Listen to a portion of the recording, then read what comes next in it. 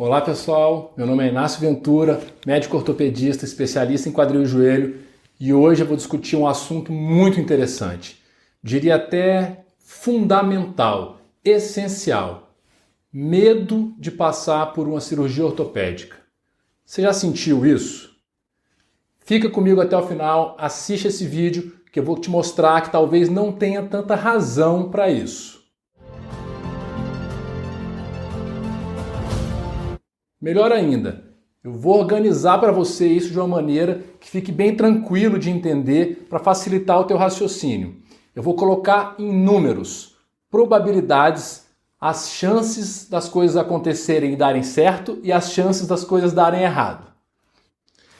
Imagina a seguinte situação: você está numa consulta ortopédica, o médico te dá um diagnóstico e pior, depois do diagnóstico vem a notícia: a melhor indicação para o seu caso é um tratamento cirúrgico. Na hora, você, paciente, gela. Na verdade, não precisa nem imaginar a situação. A maioria de vocês já passou por isso e já deve ter sentido isso que eu estou falando. Automaticamente, para a maioria das pessoas, duas perguntas vêm na mente na hora: qual a chance de dar certo e qual a chance de dar errado? Quais os riscos que existem, doutor? Pois é. Eu imaginei um jeito aqui de tentar organizar isso para vocês. E por que eu fiz isso? Com muita frequência, por mais que a gente tente explicar para os pacientes que cada caso é um caso, que a gente não tem como prever o futuro na medicina, a medicina é uma ciência muito inexata, muitas probabilidades interferem, os pacientes são diferentes, as cirurgias são diferentes, as indicações são diferentes, os pacientes têm anseio por respostas objetivas. Eles têm dificuldade de entender isso. E muitos pacientes me dizem: doutor, coloca em números para mim. Eu preciso de algum número para eu poder raciocinar, para eu poder controlar o meu medo e para eu poder pesar e conversar com a minha família se vale a pena ou não eu operar. Foi isso que eu tentei fazer nesse vídeo. Então a gente vai conversar e tentar colocar em números para vocês as principais chances e riscos de uma cirurgia dar certo ou de uma cirurgia complicar. Como é que eu fiz isso nesse vídeo? Eu peguei as 5 cirurgias mais frequentes com as quais eu trabalho, ou qualquer cirurgião especialista em quadril e joelho, que são as patologias que mais aparecem no consultório, é o que mais frequentemente a gente indica cirurgia. Quais são elas? E quais seriam essas cirurgias sobre as quais a gente vai falar? 5. Reconstrução do ligamento cruzado anterior do joelho. Com certeza, ou você já ouviu falar, ou algum conhecido seu que joga futebol contigo já passou por uma cirurgia dessa, ela é muito frequente mesmo. Uma videoartroscopia do joelho para tratar lesões meniscais, que é o mais comum, menisco machucado. E aí a gente vai dar uma dividida em cirurgias em que você costura o menisco, tenta salvar o menisco, ou que você tira o pedaço doente dele, que é uma meniscectomia. Videoartroscopia do quadril. Essa vocês já me viram falar bastante aqui. É um carro-chefe do consultório do especialista em quadril dos tempos modernos. É uma videoartroscopia do quadril, principalmente indicada para os casos de impacto fêmuro-acetabular. Artroplastia total de joelho, prótese de joelho. Vocês também já viram um vídeo meu sobre isso aqui. E artroplastia total de quadril. Prótese total de quadril. Essa aí tem vários vídeos aqui no canal, vocês já viram alguns sobre eles. Então a gente vai falar sobre essas 5 cirurgias e eu vou tentar organizar esses números que eu falei para vocês dentre elas. Tá bom? Como é que a gente vai fazer? Eu vou falar de cada uma, fatores positivos, índice de satisfação, taxa de sucesso, principais riscos, complicações mais frequentes e as chances delas ocorrerem, tá? É claro que existem muitas nuances, como a gente comentou aqui. Existem muitas chances de acontecer pequenas coisinhas, só que a gente vai falar das mais preocupantes, as que os pacientes apresentam com maior preocupação, ou seja, são as potencialmente mais graves e mais frequentes também, tentando padronizar para essas 5 cirurgias para que a gente não entre em detalhes de cada uma delas, que o objetivo no vídeo não é esse. A gente pode fazer isso em vídeos específicos sobre cada um desses temas, tá bom? Lembrem que eu falei agora no início que a medicina é uma ciência incerta. Nós não temos o poder de prever o futuro, tá bom? Tem uma frase de um médico canadense que chama William Osler, ele é considerado o pai da medicina moderna, que diz o seguinte, eu gosto muito de falar ela para os pacientes aqui no meu consultório: a medicina é uma ciência de incertezas e é a arte das probabilidades.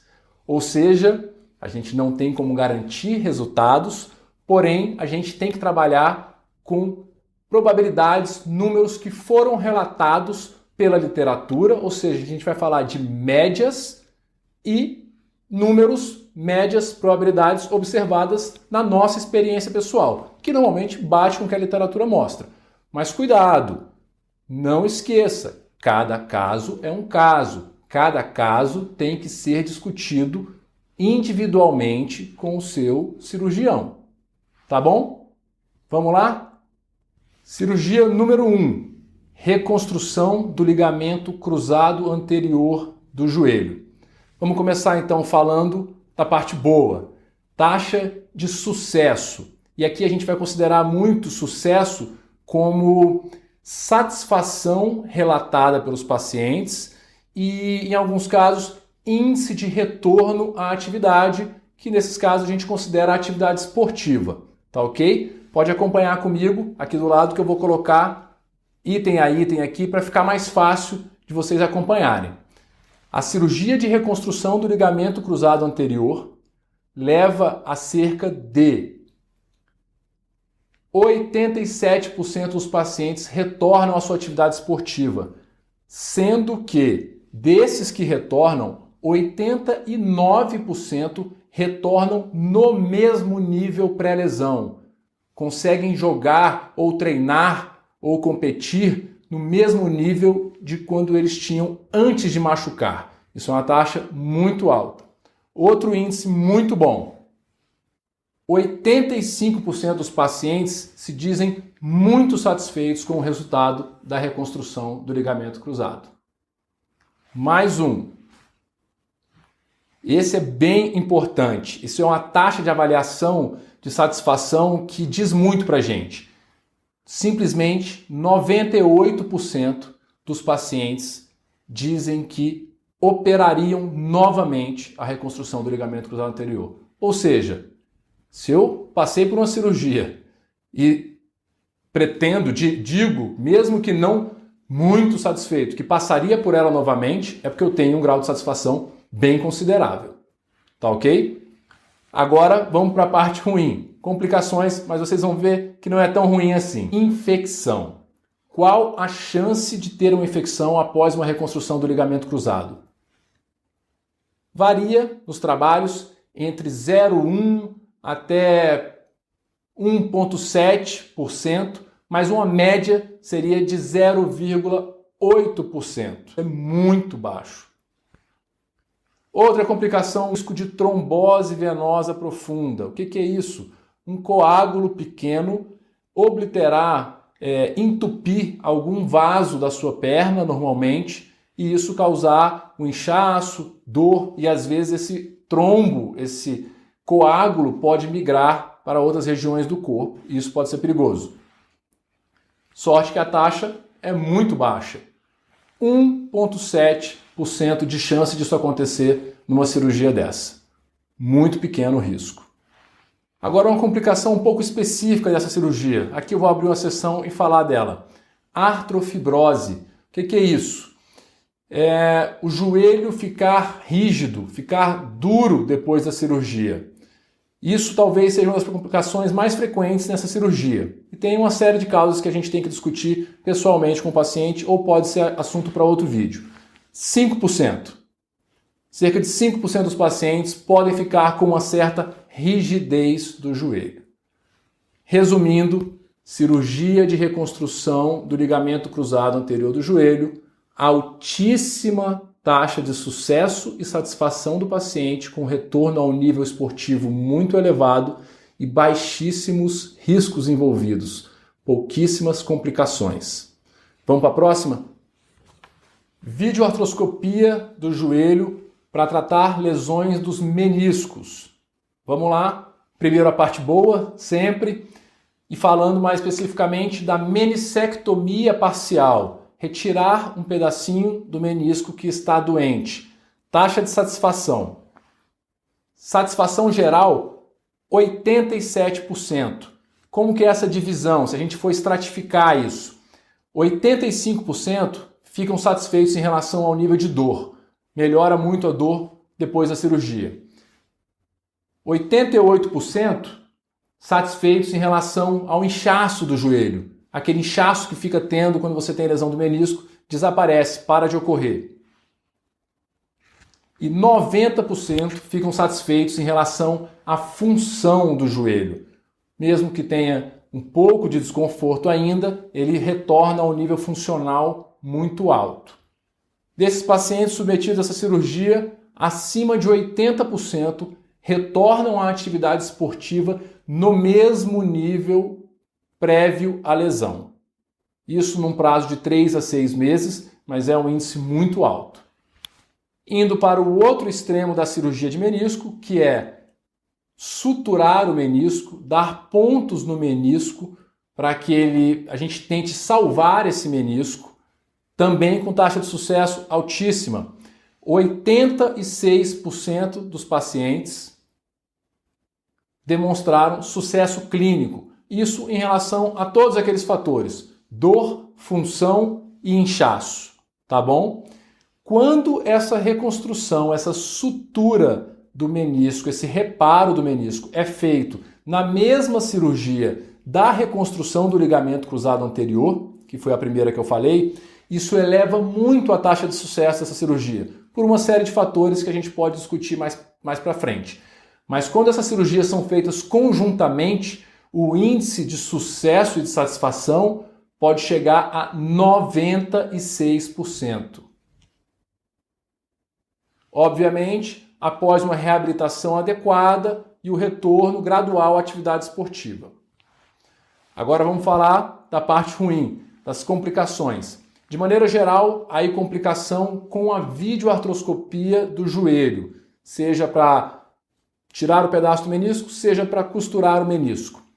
Taxa de complicação, infecção, a mais desastrosa de todos, que eu falei que a gente tem muito medo, 0,1%. É muito pouco. Ou seja, a cada 1.000 pacientes, 1 vai ter uma infecção após uma videoartroscopia do joelho.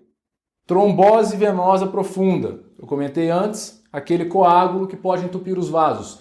0,4%.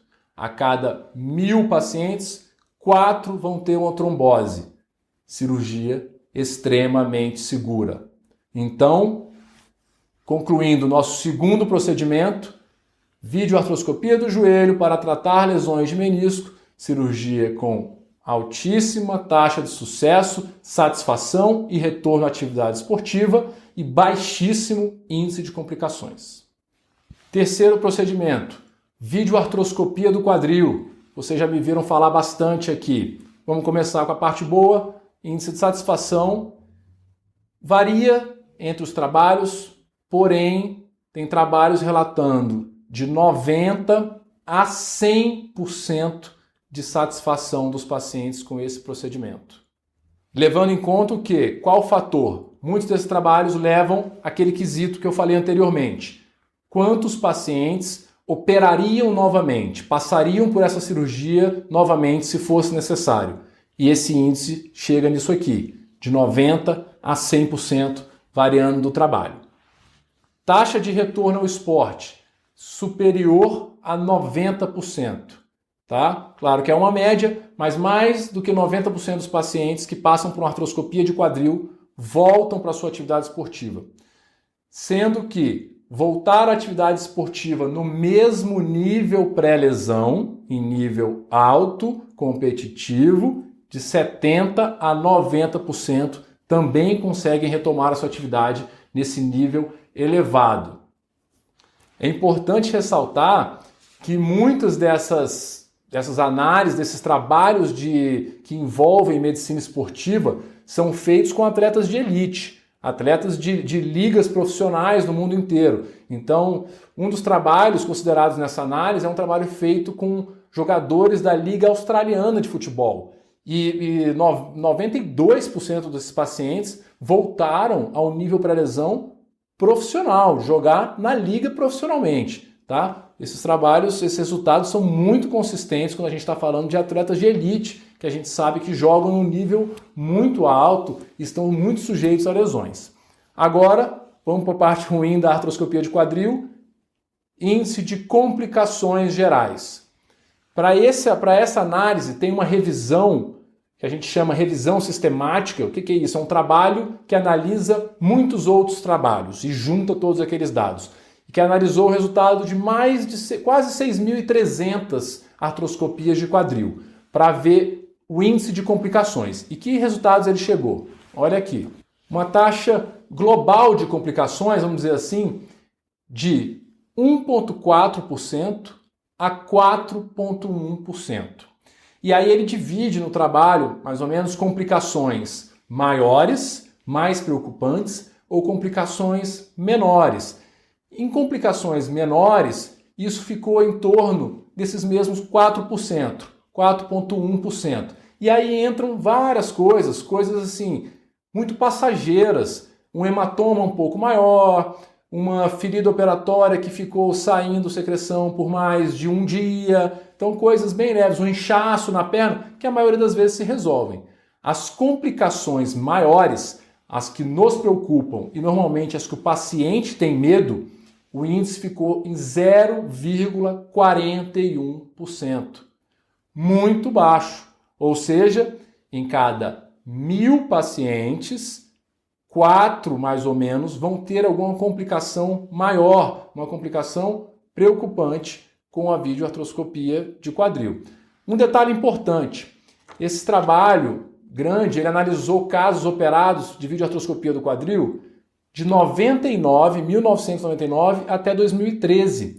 E a videoartroscopia de quadril é uma técnica muito nova, é uma técnica que evoluiu muito nos últimos 5 a 8 anos. Então a gente falar de artroscopia de quadril de 2010, 2011 para cá é muito diferente de falar de artroscopia do quadril em 2002, quando essa cirurgia estava começando a ser feita.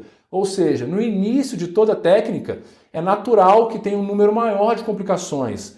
O que eu quero dizer? Se esses trabalhos fossem feitos nos dias de hoje, certamente essas taxas que já são baixas seriam ainda menores. Por quê? Porque hoje nós sabemos fazer essa cirurgia melhor. As técnicas estão mais avançadas, os instrumentais estão mais adequados, os hospitais estão melhor preparados, os pacientes conhecem melhor a cirurgia. Então, essa taxa de complicações nos últimos anos despencou. Você vê que ainda são taxas baixas. Focando naquelas que a gente tem falado como as mais graves, infecção. Mesmo índice da artroscopia de joelho que eu falei, 0,1%. A cada 1.000 pacientes, 1 vai ter uma infecção após uma videoartroscopia do quadril. Baixíssima. Trombose venosa profunda, em torno de 0,08%, menor ainda do que a de infecção, tá bom? Mas chega muito próximo do 0,1%, ou seja, também em cada 1.000 pacientes, 1 pode apresentar uma trombose venosa profunda. E agora falando de uma complicação um pouco mais específica, mas felizmente, graças a Deus, muito rara, fratura no pós-operatório. Como a gente normalmente retira a deformidade do fêmur, ele pode ficar enfraquecido após a videoartroscopia do quadril e se não se tomarem alguns cuidados, pode haver uma fratura. Felizmente, o índice também inferior a 0,1%. Então, em cada 1.000 pacientes, talvez nenhum tenha uma fratura ou próximo de um paciente vai ter uma fratura do fêmur, que é uma complicação grave e bem desconfortável de se ter. Felizmente, muito baixo. Então, revisando, videoartroscopia do quadril, taxa de satisfação elevadíssima, taxa de retorno à atividade esportiva muito alta, retorno à atividade esportiva num nível igual ao de antes da lesão, também alto, e taxa de complicações ínfima, quase desprezível, ao menos das complicações mais preocupantes. Complicações menores, como eu falei, pequenos hematomas, drenagem de secreção por mais de um dia, coisas leves, dormência na região interna da perna ou no pé. Complicações menores também uma taxa baixa, em torno de 4%, mas que também faz desta uma cirurgia muito segura. Quarto procedimento, e agora vamos começar a falar das próteses. Prótese total de joelho. Índice de satisfação geral, 80%. 1/5 dos pacientes não fica completamente satisfeito com essa cirurgia, e vocês sabem por quê? Porque vocês já viram o meu vídeo especificamente sobre isso, sobre insatisfação após a cirurgia. Se você não viu ainda, vale a pena dar uma olhada. Mas 80% dos pacientes ficam satisfeitos com essa cirurgia. Quando a gente começa a falar de cirurgias de prótese, nós estamos falando, especialmente de prótese de joelho, de pacientes de uma faixa etária mais elevada. Muitos pacientes acima dos 70 anos de idade, 80 anos de idade. Ou seja, pacientes que começam a apresentar riscos maiores e pacientes que, por isso mesmo, por muitas vezes já terem problemas cardíacos, problemas como derrame prévio, infarto prévio, eles têm muito medo de uma coisa específica, medo da morte. Então agora, coisas que a gente nem falou nas cirurgias anteriores, porque é desprezível isso, a gente vai falar de risco de morte. Para a prótese do joelho, os trabalhos mostram que o risco de morte no primeiro mês após a cirurgia é em torno de 0,25. Lembrando que isso não quer dizer que eles vão falecer por alguma causa específica da cirurgia. Eles podem falecer por qualquer causa, porque, como eu falei, infelizmente são pacientes que normalmente apresentam muitas doenças associadas, que já entram para a cirurgia em estágios mais graves, tá bom? O medo que os pacientes têm muito e falam para mim aqui no consultório é: doutor, eu tenho medo de morrer na mesa de cirurgia ou no dia da cirurgia. Isso aí praticamente não existe, a chance é muito pequena, tá? A chance disso acontecer, de acontecer uma morte no mesmo dia da cirurgia de prótese de joelho, é de 1 em cada 100 mil pacientes. É quase o risco de acontecer alguma tragédia para quem não está operando, tá bom? Um paciente numa faixa etária muito elevada. Para as complicações mais preocupantes e mais frequentes que a gente tem falado, infecção em torno de 0,5% a 1,5%, uma média de 1%. A cada 100 pacientes operados de prótese de joelho, infelizmente, um deve evoluir com uma infecção, uma complicação infecciosa. Trombose venosa profunda, uma taxa pouco abaixo de 2%, ou seja, a cada 100 e poucos pacientes, 2 pacientes devem ter trombose venosa profunda, certo? E quando a gente fala de complicações gerais, aí os trabalhos dividem bastante e aí vocês vão entender o que eu falei um pouco antes em relação à faixa etária desses pacientes. Quando eu pego pacientes que passaram por uma cirurgia de prótese total do joelho e eles têm menos de 65 anos de idade, a taxa de complicações gerais, englobando tudo, fica em torno de 4,5%. Se eu pego pacientes acima de 65 anos de idade, essa taxa dobra, tá? Então ela chega a 8 a 9% de complicações gerais após uma prótese total de joelho. Mas mesmo assim, vejam que é uma taxa baixa. Nós estamos falando de em cada 100 pacientes, 100 pacientes de faixa etária mais elevada, acima dos 65 anos de idade, 9 terem algum problema, alguma complicação. 91% não tiveram nada.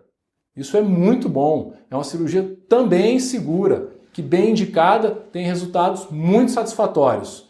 Revisando, prótese total de joelho, cirurgia com a taxa de sucesso considerável, 80% de satisfação, taxa de complicações um pouco mais alta do que das artroscopias, obviamente, porque a gente lida com pacientes mais velhos, mas também ainda muito baixas, cirurgia muito segura. Por último, a queridinha, vamos dizer assim, a menina dos olhos, a cirurgia que a gente mais faz e que a gente mais fala aqui no canal, prótese total de quadril.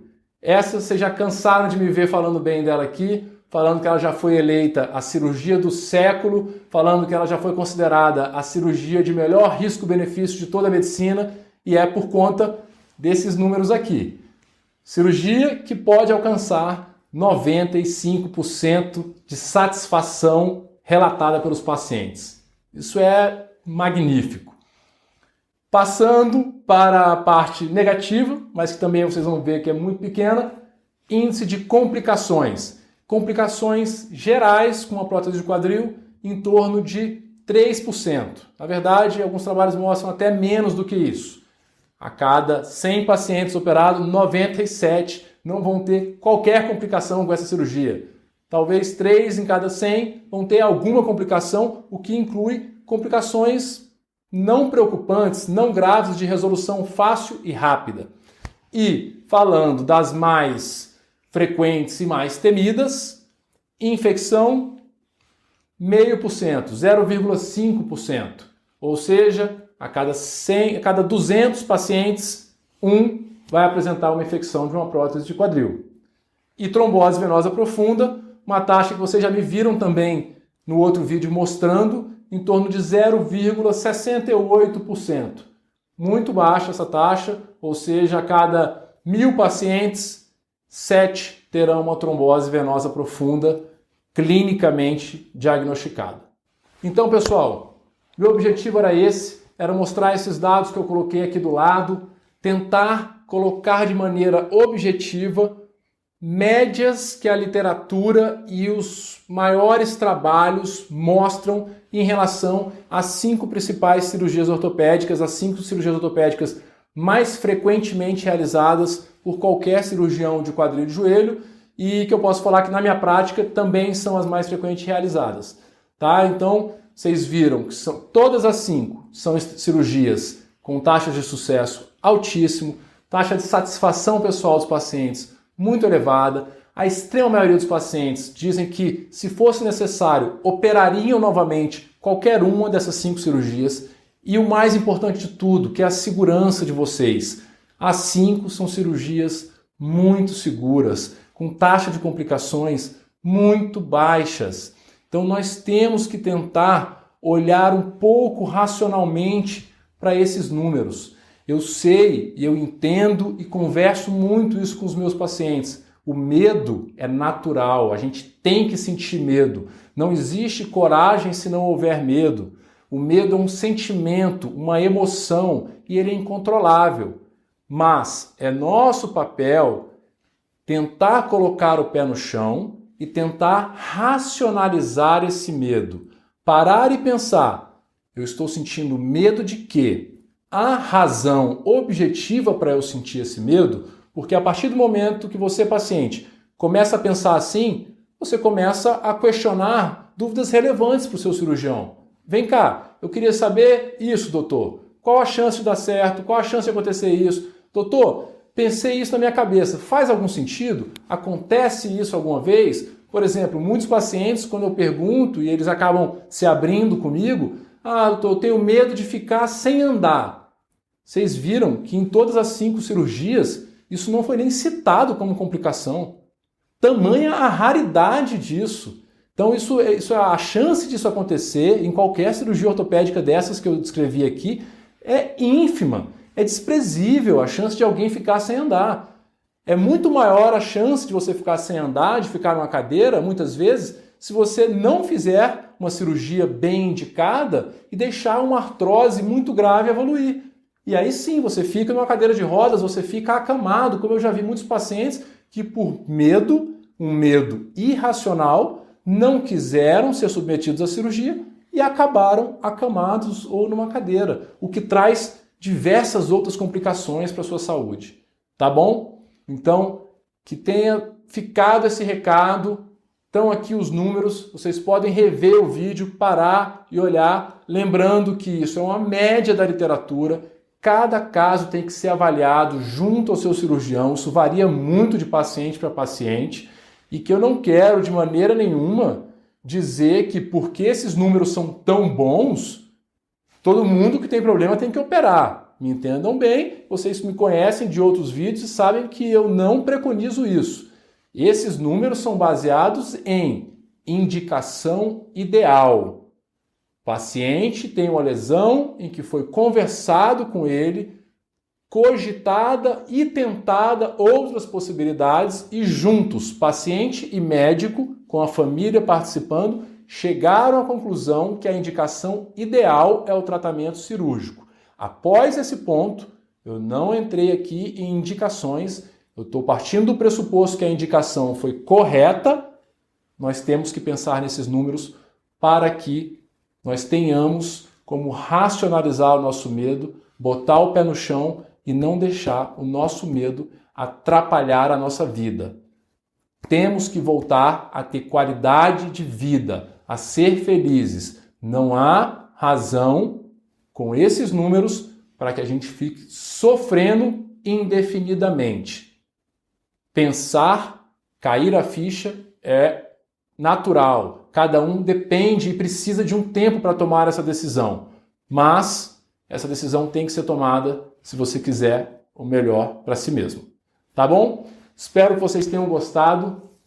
Estão aqui os números que estão aí na literatura. Perguntem para os cirurgiões de você. E se vocês gostaram, compartilhem com o maior número de pessoas possível que vocês acham que possa se interessar. Deem o seu joinha, curtam o vídeo, coloquem suas dúvidas, coloquem os comentários. Eu vou sempre me esforçar para respondê-las. Às vezes demora um pouco, porque são muitas questões, muitas dúvidas, mas eu vou tentar responder todo mundo na medida do possível.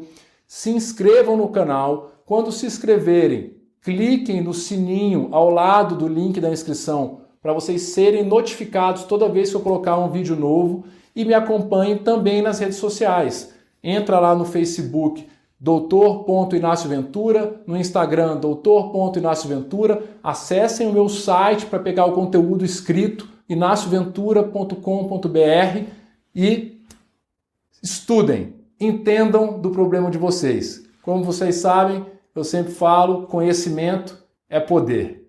Grande abraço e até o próximo vídeo.